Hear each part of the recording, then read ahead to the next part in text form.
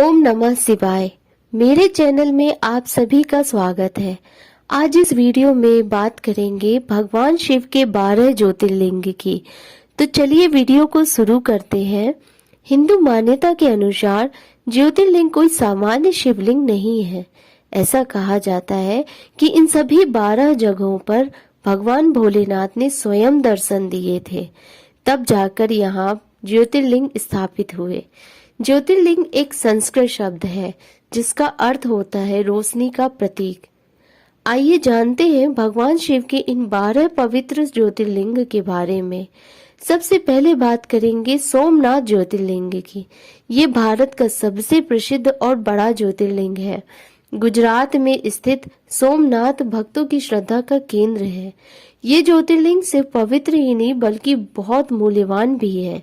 इस ज्योतिर्लिंग को 16 बार तोड़ा गया है और फिर बनाया गया है।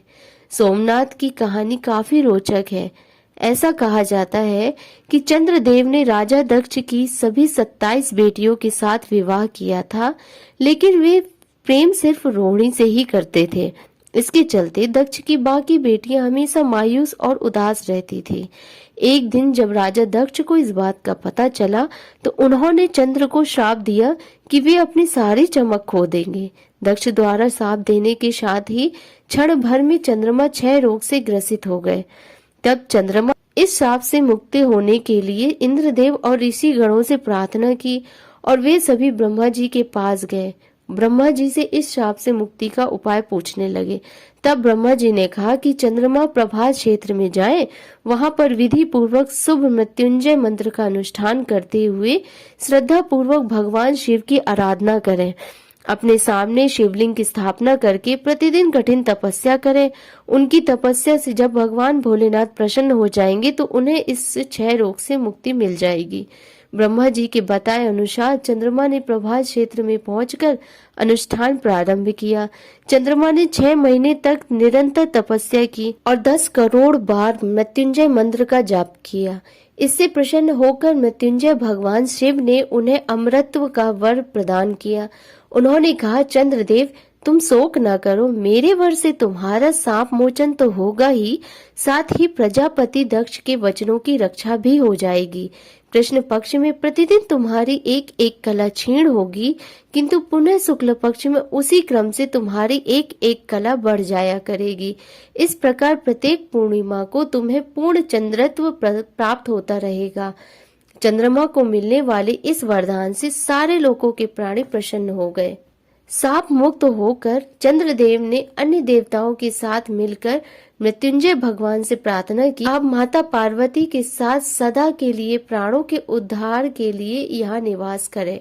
भगवान शिव ने उनकी इस प्रार्थना को स्वीकार किया और ज्योतिर्लिंग के रूप में माता पार्वती के साथ यहाँ पे स्थापित हो गए। यहीं से स्थापना हुई पहले ज्योतिर्लिंग सोमनाथ की।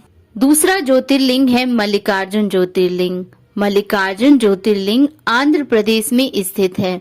इसे दक्षिण का कैलाश भी कहा जाता है। मल्लिकार्जुन ज्योतिर्लिंग की पूजा करने से अश्वमेघ यज्ञ के समान फल प्राप्त होता है। सभी दुख दूर हो जाते हैं, मनोकामनाएं पूर्ण होती हैं। मल्लिकार्जुन ज्योतिर्लिंग से जुड़ी एक पौराणिक कथा है कि जब भगवान शंकर और माता पार्वती के पुत्र स्वामी कार्तिकेय और गणेश जी विवाह के लिए आपस में झगड़ रहे थे, तब माता पार्वती ने इस झगड़े को निपटाने के लिए एक युक्ति निकाली। उन्होंने कहा कि तुम दोनों में से जो भी इस पृथ्वी का परिक्रमा करके पहले इस स्थान पर आएगा, उसका विवाह पहले किया जाएगा। स्वामी कार्तिकेय ये बात सुनकर तुरंत अपने मोर पर सवार होकर पृथ्वी का परिक्रमा करने के लिए निकल पड़े, परंतु गणेश जी ने अपने माता पिता को एक स्थान पर बैठाया और उन्हीं का परिक्रमा करना शुरू कर दिया। पूछे जाने पर उन्होंने कहा कि मेरे माता पिता ही मेरा संसार हैं। उनकी ये बात माता पार्वती और शंकर जी को इतनी प्रिय लगी कि उन्होंने तुरंत गणेश जी का विवाह कर दिया। जब स्वामी कार्तिकेय पृथ्वी का परिक्रमा करके लौटे तो उन्होंने देखा कि गणेश जी का विवाह हो चुका है। ये बात उनको इतनी बुरी लगी कि उन्होंने इसी क्षण ये निर्णय ले लिया कि अब मैं कभी भी विवाह नहीं करूंगा और अपने माता पिता के चरण छूकर वे क्रौंच पर्वत पे चले गए। माता पार्वती पुत्र स्नेह में इतनी व्याकुल हो गईं कि उन्होंने नारद जी से आग्रह किया कि वे जाएं और कार्तिकेय को समझाकर यहाँ लेके आए। परंतु नारद जी के अथक प्रयास के बाद भी स्वामी कार्तिकेय वापस आने के लिए तैयार नहीं हुए। तब माता पार्वती भगवान शंकर जी के साथ उस क्रौंच पर्वत पर गईं। स्वामी कार्तिकेय को पहले ही माता पिता के आगमन की सूचना मिल गई और वे वहां से चले गए। तब उसी क्षण भगवान शंकर उस स्थान पर ज्योतिर्लिंग के रूप में प्रकट हो गए। तभी से वह स्थान मल्लिकार्जुन ज्योतिर्लिंग के नाम से प्रसिद्ध हुआ। कहा जाता है कि माता पार्वती पुत्र स्नेह में हर पूर्णिमा और भगवान शंकर हर अमावस्या को यहाँ आते हैं। तीसरा ज्योतिर्लिंग है महाकालेश्वर ज्योतिर्लिंग। महाकालेश्वर ज्योतिर्लिंग मध्य प्रदेश के उज्जैन नगर में स्थित है। यह एकमात्र ऐसा ज्योतिर्लिंग है जो दक्षिणामुखी है और इसकी भस्म आरती विश्व भर में प्रसिद्ध है। तो आइए जानते हैं कि कैसे भगवान शंकर महाकालेश्वर ज्योतिर्लिंग के रूप में प्रकट हुए थे।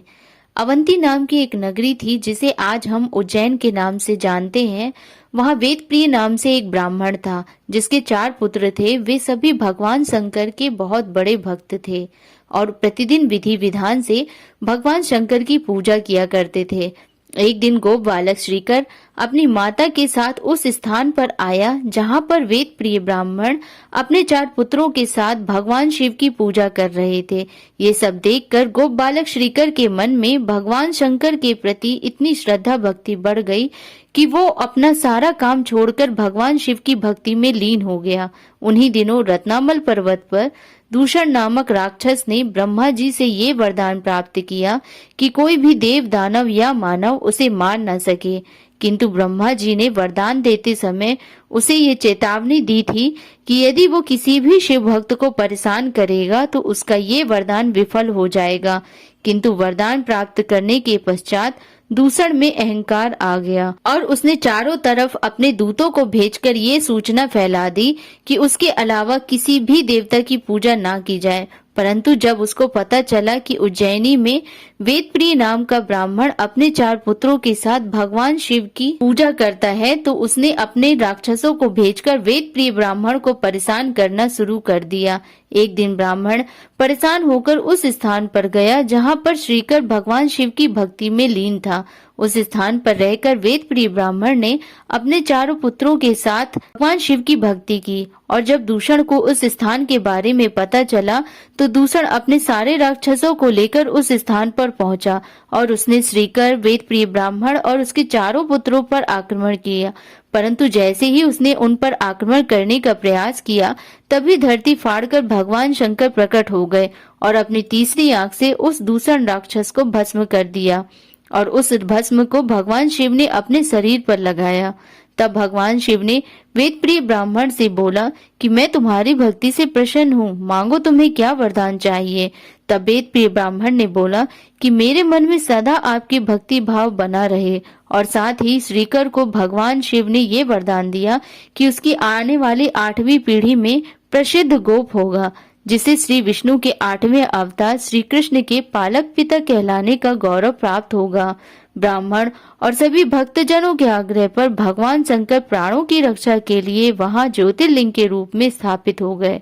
चौथा ज्योतिर्लिंग है ओमकारेश्वर ज्योतिर्लिंग। ओमकारेश्वर ज्योतिर्लिंग मध्य प्रदेश के खंडवा जिले में मोरटक्का गांव से लगभग 14 किलोमीटर दूर द्वीप पर स्थित है। इस द्वीप का आकार ओम के आकार का है।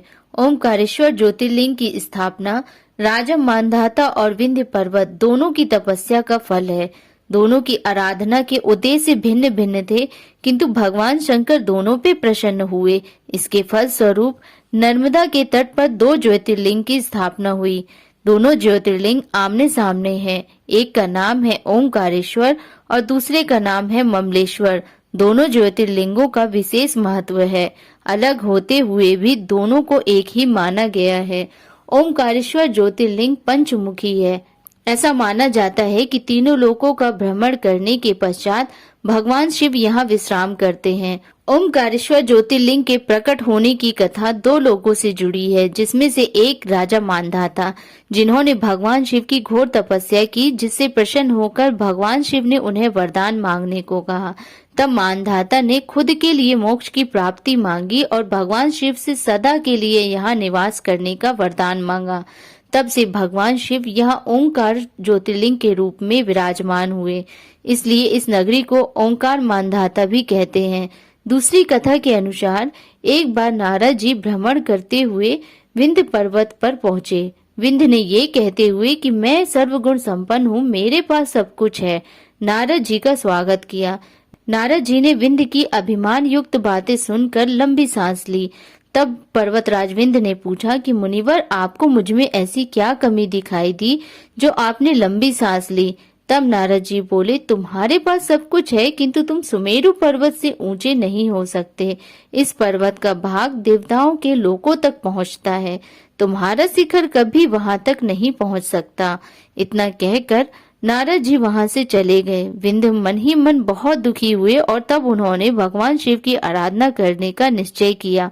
जहां साक्षात ओंकार विद्यमान है, वहां उन्होंने शिवलिंग स्थापित किया और प्रसन्न मन से 6 माह तक भगवान शिव की तपस्या की, जिससे प्रसन्न होकर भगवान शिव ने विंध्य से वरदान मांगने को कहा।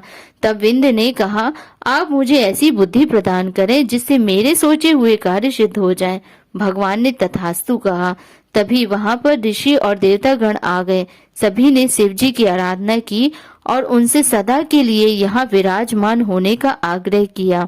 भगवान शिव प्रसन्न हुए और वह ओंकार लिंग 2 लिंगों में विभक्त हो गया, किंतु 12 ज्योतिर्लिंग की गणना करते समय इन दोनों लिंगों को एक ही गिना जाता है। ओंकारेश्वर ज्योतिर्लिंग की यात्रा ममलेश्वर ज्योतिर्लिंग के दर्शन के बिना अधूरी मानी जाती है। मान्यता है कि तीर्थयात्री सभी तीर्थों का जल लाकर ओंकारेश्वर में अर्पित करते हैं, तभी उनके तीर्थ पूरे माने जाते हैं। 5वां ज्योतिर्लिंग है केदारनाथ ज्योतिर्लिंग। केदारनाथ ज्योतिर्लिंग उत्तराखंड में अलकनंदा और मंदाकिनी नदियों के तट पर केदार नाम की चोटी पर स्थित है। यहाँ से पूर्वी दिशा में श्री बद्री विशाल का बद्रीनाथ मंदिर है। भगवान केदारनाथ के दर्शन किए बिना बद्रीनाथ की यात्रा अधूरी और निष्फल है। 12 ज्योतिर्लिंगों में सर्वोच्च केदारनाथ धाम की अनोखी कहानी है। केदारनाथ ज्योतिर्लिंग की 2 कथाएं हैं। पहली कथा के अनुसार हिमालय के कैलाश श्रृंग पर भगवान विष्णु के अवतार महातपस्वी नर और नारायण ऋषि तपस्या करते थे। उनकी तपस्या से प्रसन्न होकर भगवान शंकर प्रकट हुए और उनके प्रार्थना करने पर ज्योतिर्लिंग के रूप में यहाँ निवास करने लगे। दूसरी कथा के अनुसार महाभारत युद्ध में विजय के बाद पांडव अपने गुरुजनों और सगे संबंधियों को मारने के बाद दुखी थे और अपने पापों से मुक्ति चाहते थे। भगवान श्री कृष्ण के पास गए और अपने पापों से मुक्ति का उपाय पूछने लगे। तब भगवान श्री कृष्ण ने उनसे कहा कि भगवान शिव ही आपको पापों से मुक्त कर सकते हैं। भगवान श्री कृष्ण के कहने पर पांडव शिव जी को मनाने चल पड़े, किंतु भगवान शिव पांडवों से नाराज थे क्योंकि उन्होंने अपने ही लोगों का वध किया था। इसलिए वो जहाँ जाते थे भगवान शिव वहां से विलीन हो जाते थे। लेकिन पांडव भगवान शिव को हर हाल में मनाना चाहते थे। शिव जी का पीछा करते हुए पांडव केदार पहुंच गए। इस स्थान पर पांडवों को आया हुआ देखकर भगवान शिव ने एक बैल का रूप धारण किया और इस क्षेत्र में चल रहे बैलों के झुंड में शामिल हो गए। पांडवों ने बैलों के झुंड में भी शिव जी को पहचान लिया तो शिव जी बैल के रूप में ही धरती में समाने लगे। भगवान शिव को बैल के रूप में धरती में समाता देखकर भीम ने कमर से कसकर पकड़ लिया। पांडवों की सच्ची श्रद्धा को देखकर भगवान शिव प्रकट हुए और पांडवों को पापों से मुक्त कर दिया। उसी बीच बैल बने शिवजी का सिर काठमांडू स्थित पशुपतिनाथ में पहुंच गया। इसलिए केदारनाथ में बैल के पीठ के रूप में शिवलिंग की पूजा की जाती है, जबकि पशुपतिनाथ में बैल के सिर के रूप में शिवलिंग की पूजा की जाती है। केदारनाथ में पहुंचकर वहां प्रेम पूर्वक केदारेश्वर की पूजा करके वहां का जल पी लेने के बाद मनुष्य का पुनर्जन्म नहीं होता। 6वां ज्योतिर्लिंग है भीमाशंकर। भीमाशंकर ज्योतिर्लिंग महाराष्ट्र के पुणे से लगभग 110 किलोमीटर दूर सह्याद्री पर्वत पर स्थित है। इस मंदिर में स्थित शिवलिंग बड़ा और मोटा है, इसलिए यह मंदिर मोटेश्वर महादेव के नाम से भी विख्यात है। इसकी स्थापना के पीछे की कथा इस प्रकार है कि कुंभकर्ण के पुत्र का नाम था भीम, जो एक राक्षस था। भीम का जन्म उसके पिता की मृत्यु के बाद हुआ था। उसके पिता की मृत्यु भगवान श्री राम के हाथों हुई है, उसकी जानकारी उसे नहीं थी। लेकिन बाद में उसकी माता ने उसके पिता की मृत्यु के बारे में सब बता दिया। सब जानने के बाद वो भगवान श्री राम की हत्या के लिए आतुर हो गया। वह हर हाल में श्री राम जी को मारना चाहता था। ऐसे में उसने अपने उद्देश्य को पूरा करने के लिए कई वर्षों तक घोर तपस्या की। उसकी तपस्या से खुश होकर ब्रह्मा जी ने उसे विजय होने का वरदान दिया। जैसे ही उसे वरदान मिला, वो राक्षस तानाशाह यानी कि निरंकुश हो गया। वह मनुष्यों के साथ साथ सभी देवी देवताओं को भी डराने लगा और सभी उससे भयभीत रहने लगे। इस परेशानी को हल करने के लिए सभी देवता भगवान शिव की शरण में गए। शिव जी ने उन्हें आश्वासन दिया कि वो इस समस्या का हल निकालेंगे। शिव जी ने राक्षस से युद्ध करने का निर्णय लिया। इस युद्ध में शिव जी ने भीम राक्षस को हरा दिया और उसे राख कर दिया। उस राक्षस के अंत के साथ ही सभी देवता ने शिव जी से आग्रह किया कि वो शिवलिंग के रूप में इसी स्थान पर विराजित रहें। भोलेनाथ ने इस प्रार्थना को स्वीकार किया और भीमा शंकर ज्योतिर्लिंग के रूप में यहाँ विराजित हो गए। 7वां ज्योतिर्लिंग है काशी विश्वनाथ ज्योतिर्लिंग। काशी विश्वनाथ जी का मंदिर उत्तर प्रदेश के वाराणसी में गंगा नदी के किनारे स्थित है। इस मंदिर को विश्वेश्वर के नाम से भी जाना जाता है। इस शब्द का अर्थ होता है ब्रह्मांड का शासक। ऐसा माना जाता है कि वाराणसी शहर भगवान शिव के त्रिशूल पर टिका हुआ है और जब पृथ्वी का निर्माण हुआ था तो सूर्य की पहली किरण काशी पर ही पड़ी थी। यहाँ की गंगा नदी में स्नान करके काशी विश्वनाथ जी के दर्शन करने से मोक्ष की प्राप्ति होती है। शिव जी की नगरी काशी में महादेव साक्षात निवास करते हैं। काशी विश्वनाथ ज्योतिर्लिंग की कथा इस प्रकार है। किसी समय की बात है कि निर्विकार तथा चैतन्य परम ब्रह्म ने निर्गुण से सगुण शिव रूप धारण किया। फिर वे ही शिव पुरुष और स्त्री में विभाजित हो गए। पुरुष का नाम शिव तथा स्त्री का नाम शक्ति हुआ। उन शिव और शक्ति ने अदृश्य रहकर प्रकृति और पुरुष की रचना की, जिसमें से पुरुष तत्व श्री विष्णु जी थे और प्रकृति उनकी पत्नी। किंतु वे खुद को इस जगत में अकेला पाके व्याकुल हो उठे। तभी निर्गुण ब्रह्म से आकाशवाणी हुई कि तुम दोनों को तपस्या करना है ताकि सृष्टि का निर्माण हो सके। उन दोनों को तपस्या करने के लिए कोई स्थान नहीं मिल रहा था जहां बैठकर वो तपस्या कर सकें। तब उन्होंने भगवान शिव से प्रार्थना की। तब निर्गुण शिव ने 5 कोस तक फैला हुआ लंबा चौड़ा स्थान पंचक्रोशी स्थापित किया। वहां रहकर दोनों ने कई वर्षों तक तपस्या की। तपस्या करते करते श्री हरि के शरीर से श्वेत जल की धाराएं प्रकट हुईं, जिससे पंचक्रोशी नगरी डूबने लगी। तब शिव ने शीघ्र ही उसे अपनी त्रिशूल पर धारण कर लिया। फिर विष्णु अपनी पत्नी के संग यहीं शयनरत रहे। यहीं उनकी नाभि से भगवान ब्रह्मा का जन्म हुआ। ब्रह्मदेव ने भगवान शिव की आज्ञा से अद्भुत सृष्टि का निर्माण आरंभ कर दिया। फिर भगवान शिव ने सोचा कि ब्रह्मांड के भीतर कर्म में बंधे प्राणी मुझे कैसे प्राप्त करेंगे। तब उन्होंने त्रिशूल में धारण पंचकोशी को जगत में छोड़ दिया, जहाँ पर स्वयं परमात्मा ने अविमुक्त लिंग की स्थापना की है। जब सारे जगत में प्रलय हो जाती है तब भी काशी का नाश नहीं होता, क्योंकि प्रलय काल में शिव जी काशी को त्रिशूल में धारण कर लेते हैं। इसलिए काशी में शिव जी का स्थायी निवास माना जाता है। ऐसे हुई थी श्री विश्वेश्वर ज्योतिर्लिंग की स्थापना। 8वां ज्योतिर्लिंग है त्र्यंबकेश्वर ज्योतिर्लिंग। त्र्यंबकेश्वर ज्योतिर्लिंग महाराष्ट्र के नासिक के त्र्यंबक नामक स्थान पर ब्रह्मगिरी पर्वत के पास स्थित है। यही ब्रह्मगिरी पर्वत से गोदावरी नदी बहती है। इस ज्योतिर्लिंग की कथा से जुड़ी है माँ गंगा के पृथ्वी पर पुनः आगमन की कथा। मंदिर के अंदर 3 छोटे छोटे लिंग हैं, जिन्हें ब्रह्मा, विष्णु और महेश भगवान का प्रतीक माना जाता है। यही केवल ऐसा ज्योतिर्लिंग है जहाँ तीनों ब्रह्मा, विष्णु और महेश साथ विराजते हैं। तो चलिए अब हम इस ज्योतिर्लिंग से जुड़ी कथा के बारे में जानेंगे।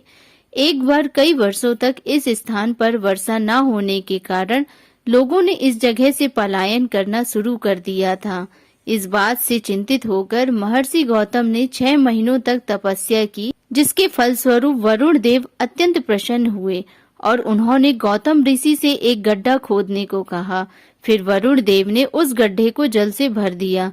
जल भरने के बाद वहाँ पेड़ पौधे उगने शुरू हो गए और सब जगह हरियाली छा गई और पलायन किए लोग सभी वापस आ गए। सभी ने गौतम ऋषि की प्रशंसा की। एक बार उसी गड्ढे से महर्षि गौतम जी के शिष्य जल लेने गए और उसी समय अन्य ऋषियों की पत्नियां भी वहां अपना घड़ा लेकर आ गईं। महर्षि गौतम जी के शिष्य और ऋषियों की पत्नियां आपस में झगड़ने लगीं कि पहले जल हम लेंगे। इतने में ही माँ अहिल्या वहां आईं। उन्होंने कहा, ये बालक आप लोगों से पहले यहाँ आ गए थे, इसलिए पहले इन्हें जल लेने दिया जाए। इस बात से ऋषियों की पत्नियों को बुरा लगा। उन्हें लगा कि माँ अपने शिष्यों का पक्ष ले रही हैं। यह जल भी तो महर्षि गौतम के द्वारा मिला है, तभी ये जल पहले इन बालकों को प्रदान करवा रही हैं। तब उन सभी स्त्रियों ने यह बात अपने अपने पतियों को घर जाकर बढ़ा चढ़ाकर बताई। ऋषियों को गुस्सा आया और उन सभी ने महर्षि गौतम से बदला लेने का विचार किया। उन सभी ने भगवान गणेश जी की पूजा अर्चना करना शुरू कर दिया। तब प्रसन्न होकर वहां गणेश जी भगवान प्रकट हुए। उन सभी ऋषियों ने महर्षि गौतम को नीचे दिखाने के लिए गणेश जी से सहायता मांगी। तब गणेश जी ने कहा, ऐसे महर्षि के साथ ऐसा व्यवहार करना उचित नहीं है। उन्होंने ही तो आप सभी को जल प्रदान करवाया है। लेकिन उन ऋषियों ने भगवान गणेश जी से बहुत हठ किया। तब गणेश जी को उन ऋषियों की बात माननी पड़ी। लेकिन गणेश जी ने चेतावनी भी दी कि यदि तुम सब कुछ गलत करोगे तो उसका परिणाम सही नहीं होगा। एक दिन गणेश जी एक दुर्बल गाय का रूप धारण करके महर्षि गौतम के धान के खेत में गए। तब गौतम ऋषि ने देखा कि ये गाय तो अत्यंत दुर्बल है और उसे अपने हाथ से खाना खिलाने लगे। जैसे ही धान के तिनके का स्पर्श हुआ, वह गाय जमीन पर गिर पड़ी और उसकी तुरंत मृत्यु हो गई। वहां छुपे हुए अन्य ऋषि व उनकी पत्नियां सब कुछ देख रहे थे और गाय की मृत्यु होने पर वे सब तुरंत बाहर निकल आए। वे सब महर्षि पर आरोप लगाने लगे कि तुम्हारे कारण गाय मर गई है, तुम ही इसके हत्यारे हो। वे सब बोले कि जब तक तुम यहाँ रहोगे तब तक पितृगण और अग्निदेव हमारे हवन को ग्रहण नहीं करेंगे। तुम एक गौ हत्यारे हो, तुम्हें अपने परिवार के साथ कहीं और जाकर रहना चाहिए। तब महर्षि गौतम त्र्यंबक से दूर चले गए और कहीं और आश्रम बनाकर रहने लगे। यहाँ पर भी अन्य ऋषि परेशान करने लगे। तब गौतम ऋषि ने गौ हत्या शुद्धि के लिए सबसे प्रार्थना की। तब उन ऋषियों ने कहा कि यहाँ गंगा जी का जल लाकर उसी से स्नान करो और 1 करोड़ पार्थिव शिवलिंग बनाकर महादेव जी की आराधना करो।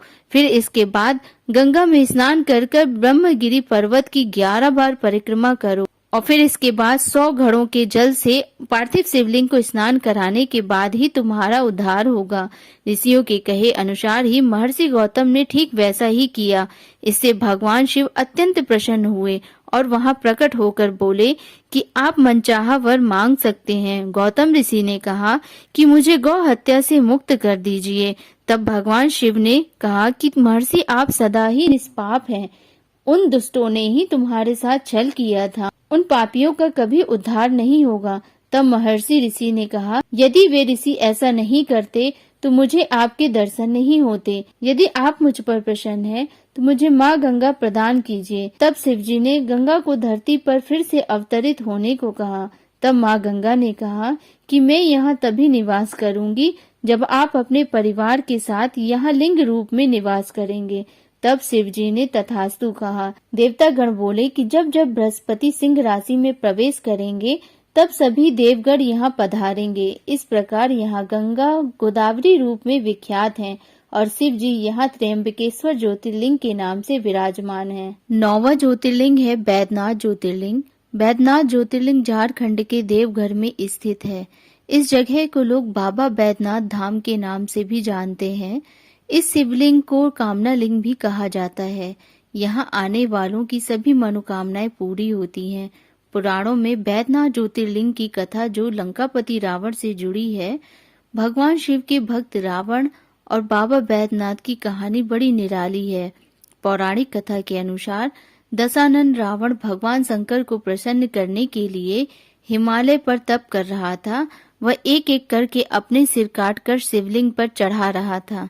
9 सिर चढ़ाने के बाद जब रावण 10वां सिर काटने वाला था तो भगवान भोलेनाथ ने प्रसन्न होकर उसे दर्शन दिए और उससे वर मांगने को कहा। तब रावण ने कामना लिंग को ही लंका ले जाने का वरदान मांग लिया। रावण के पास सोने की लंका के अलावा तीनों लोकों में शासन करने की शक्ति तो थी ही, साथ ही उसने कई देवता, यक्ष और गंधर्वों को कैद करके भी लंका में रखा हुआ था। इस वजह से रावण ने ये इच्छा जताई कि भगवान शिव कैलाश को छोड़कर लंका में रहें। महादेव ने उसकी इस कामना को पूरा तो किया, पर साथ ही एक शर्त भी रखी। उन्होंने कहा कि अगर तुमने शिवलिंग को रास्ते में कहीं भी रखा तो मैं फिर वहीं पे रह जाऊंगा और तुम्हारे साथ नहीं जाऊंगा। रावण ने शर्त मान ली। इधर भगवान शिव की कैलाश छोड़ने की बात सुनते ही सभी देवता चिंतित हो गए। इस समस्या के समाधान के लिए सभी भगवान विष्णु के पास गए। तब श्री हरि ने लीला रची। भगवान विष्णु ने वरुण देव को आचमन के जरिए रावण के पेट में घुसने को कहा। इसलिए जब रावण आचमन करके शिवलिंग को लेकर श्रीलंका जा रहा था तो देवघर के पास उसे लघु शंका लगी। ऐसे में रावण एक ग्वाले को शिवलिंग देकर लघु शंका करने चला गया। कहते हैं उस ग्वाले का नाम बैजू था और वो साक्षात भगवान विष्णु थे। इस वजह से भी यह तीर्थ स्थान बैजनाथ धाम और रावणेश्वर धाम दोनों नामों से विख्यात है। पौराणिक ग्रंथों के मुताबिक रावण कई घंटों तक लघु शंका करता रहा, जो आज भी एक तालाब के रूप में देवघर में है। इधर बैजू ने शिवलिंग धरती में रख दिया और वो शिवलिंग वहीं स्थापित हो गया। जब रावण लौट कर आया तो लाख कोशिश करने के बाद भी शिवलिंग को उठा नहीं पाया। तब उसे भी भगवान की यह लीला समझ में आ गई और वह लंका वापस लौट गया और फिर सभी देवताओं ने उस शिवलिंग की पूजा करके वहां स्थापित कर दिया। तभी से भगवान शिव कामना लिंग के रूप में देवघर में विराजित हैं। 10वां ज्योतिर्लिंग है नागेश्वर ज्योतिर्लिंग। नागेश्वर ज्योतिर्लिंग गुजरात के द्वारिका से लगभग 25 किलोमीटर दूर है। नागेश्वर का मतलब होता है नागों के ईश्वर, इसलिए विष आदि के लिए बचाव के लिए लोग यहाँ आते हैं। कहीं कहीं पर इस ज्योतिर्लिंग को जागेश्वर भी कहा जाता है। यह एक अद्भुत तीर्थ स्थल है और इसकी कथा भी अद्वितीय है। इसकी कथा को विस्तार से जानते हैं। एक द्वारिका नाम की राक्षसनी अपने राक्षस पति दारुक के साथ जंगल में रहती थी। माँ पार्वती ने दारुका को वरदान दिया था कि वो इस वन को अपने साथ कहीं भी ले जा सकती थी। दारुका ने अपने पति के साथ मिलकर पूरे वन में उथल पुथल मचा रखी थी। आसपास के सभी लोग परेशान हो गए थे, इसलिए वे सभी लोग महर्षि और्व के पास गए और दारुका और दारुक के बारे में बताया और समाधान पूछने लगे। तब महर्षि और्व ने लोगों की रक्षा के लिए श्राप दिया कि यदि ये राक्षस पृथ्वी पर हिंसा करेंगे या फिर यज्ञ में बाधा डालेंगे तो उसी क्षण नष्ट हो जाएंगे। इस बात की जानकारी देवताओं को हुई तो उन्होंने राक्षसों पर आक्रमण कर दिया। अब सभी राक्षस सोचने लगे कि अगर वे देवताओं से लड़ेंगे तो उसी क्षण नष्ट हो जाएंगे और अगर युद्ध नहीं लड़ेंगे तो युद्ध में परास्त माने जाएंगे। तब दारुका के मन में विचार आया और वह तुरंत उस वन को उड़ाकर समुद्र के बीच में ले गई। तब राक्षस समुद्र के बीच में आराम से रहने लगे। फिर एक दिन बहुत सी नाव उस वन की तरफ जा रही थी जिनमें मनुष्य सवार थे। उन राक्षसों ने देखा और उन मनुष्यों को बंधक बना लिया। उन बंधकों में एक सुप्रिय नाम का महान शिव भक्त भी था। वह बंधक होते हुए भी कारागार में ही शिव भगवान के नियम से पूजा करता रहा। सुप्रिय ने बंधक बने सभी साथियों को भी शिव उपासना सिखा दिया। इस बात की खबर जब दारुक राक्षस को लगी तब उसने सुप्रिय को कहा कि यदि तुमने अब शिव भक्ति की तो मैं तुम्हें मार डालूंगा। उसके डराने पर भी सुप्रिय नहीं डरा और भगवान शिव की पूजा करता रहा। ये देखकर दारुक राक्षस ने उस पर आक्रमण किया। तब उसी क्षण शिवजी प्रकट हो गए और सभी राक्षसों को नष्ट कर दिया। दारुक ये सब देखकर दंग रह गया और अपनी पत्नी दारुका के पास भागा। तब भगवान शिव ने यह वरदान दिया कि आज से इस वन में चारों वर्ण ब्राह्मण, क्षत्रिय, वैश्य और शूद्र अपने धर्म का पालन कर सकते हैं। राक्षसों का यहाँ कोई स्थान नहीं है। भगवान का यह वचन सुनकर दारुका भयभीत हो गई और माँ पार्वती की स्तुति करने लगी। दारुका ने माँ पार्वती से कहा कि मेरे वंश की रक्षा कीजिए। तब माँ पार्वती ने उसे आश्वासन दिया और भोलेनाथ से कहा कि हे नाथ, आपका वचन तो सत्य ही है, परंतु ये राक्षस पत्नियां जिन पुत्रों को जन्म देंगी वे सब इस वन में रह सकें, ऐसी मेरी इच्छा है। तब भगवान शिव जी ने कहा, ठीक है, मैं भी इस वन में भक्तों की रक्षा के लिए सदा के लिए यहाँ लिंग रूप में विराजमान रहूंगा। तभी से वह लिंग नागेश्वर ज्योतिर्लिंग के नाम से प्रसिद्ध हुआ। 11वां ज्योतिर्लिंग है रामेश्वर ज्योतिर्लिंग। रामेश्वर ज्योतिर्लिंग की स्थापना श्री राम ने की थी, इसी वजह से इसका नाम रामेश्वर पड़ा, अर्थात राम के ईश्वर।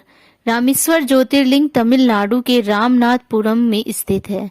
यह हिंद महासागर और बंगाल की खाड़ी से चारों ओर से घिरा हुआ एक सुंदर शंख आकार का द्वीप है।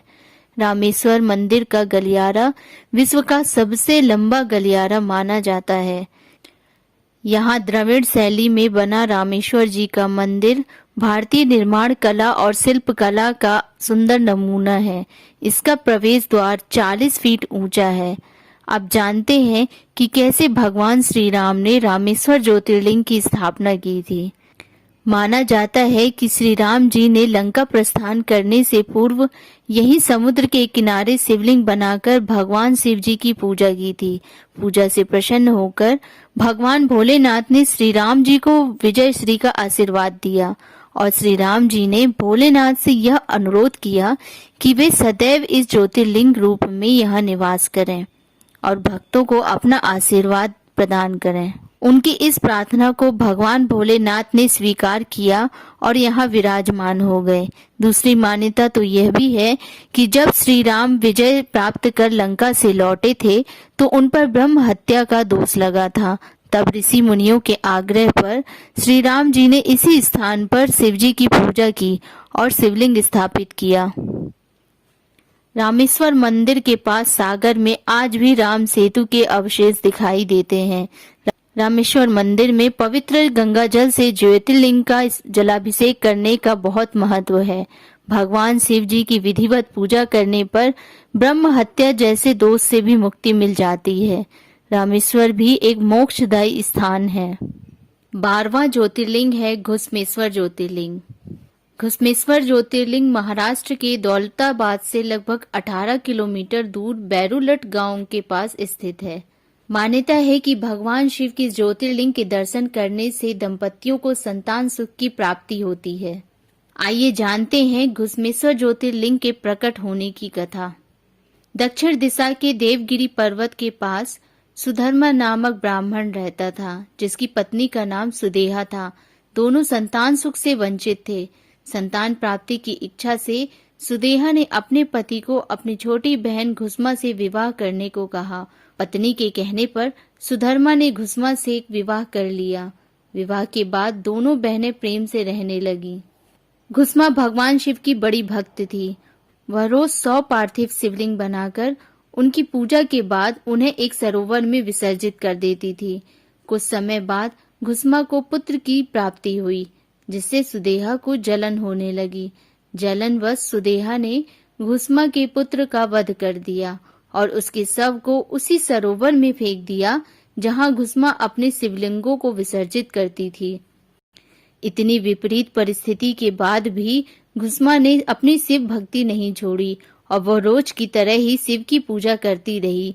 पूजा के बाद जब घुसमा शिवलिंगों को सरोवर में विसर्जित करने गई तो उसका पुत्र सरोवर के किनारे जीवित खड़ा था।